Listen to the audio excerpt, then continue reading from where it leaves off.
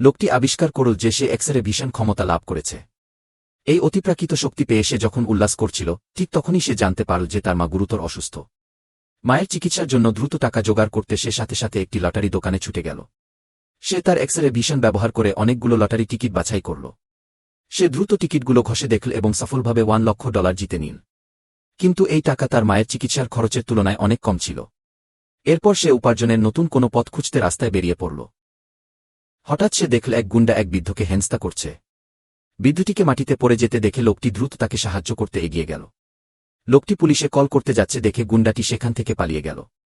বৃদ্ধটি তাকে জানালেন যে তার খুব টাকার প্রয়োজন, কারণ তার ছেলে সড়ক দুর্ঘটনায় আহত হয়ে অচেতন অবস্থায় পড়ে আছে, তাই তিনি রাস্তায় সাহায্য চাইছেন।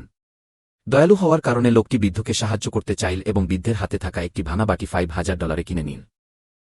বৃদ্ধ চলে যাওয়ার পর লোকটি তার এক্সরে ভিশন ব্যবহার করে বাটির ভেতরে কিছু খোদাই করা অক্ষর দেখতে পেল। সে বুঝতে পারল যে সে হয়তো একটি দুর্লভ প্রত্নবস্তু কিনেছে। সে ভাঙা বাটিটি নিয়ে একটি অ্যান্টিক এক্সচেঞ্জ মিটিং বা প্রাচীন জিনিসের প্রদর্শনীতে গেল। সেখানে সবাই একে একে তাদের সংগ্রহ করা জিনিসগুলো বিশেষজ্ঞদের পরীক্ষার জন্য বের করছিল। এক ধনী যুবক যখন তার সংগ্রহ করা একটি পেইন্টিং বের করল, সবাই সেটির ভূয়সী প্রশংসা করতে লাগল এবং বলল এটি একটি প্রথম সারির প্রাচীন নিদর্শন। কিন্তু আমাদের গল্পের নায়ক সাপাটে বলে দিল যে পেইন্টিংটি আসলে নকল। এটি শুনে ধনী যুবক রাগে ফেটে পড়ল এবং প্রমাণের দাবি জানান। লোকটি বলল যে পেইন্টিংটি দেখে মনে হচ্ছে মেশিনে প্রিন্ট করা, এটি কখনোই প্রাচীন হতে পারে না। কিন্তু উপস্থিত কেউ তার কথা বিশ্বাস করল না।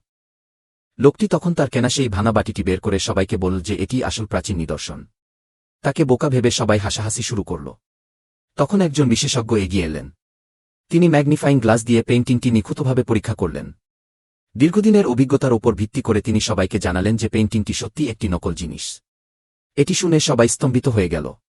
ঠিক সেই মুহূর্তে বিশেষজ্ঞের নজর পড়ল লোকটির হাতে থাকা ভাঙা বাটিটির উপর।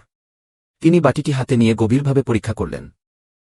তিনি বিস্ময়ে বিমূঢ় হয়ে দেখলেন যে এটি আসলে একজন প্রাচীন সম্রাটের ব্যবহৃত বাটি, যার বাজার মূল্য কমপক্ষে $5 কোটি।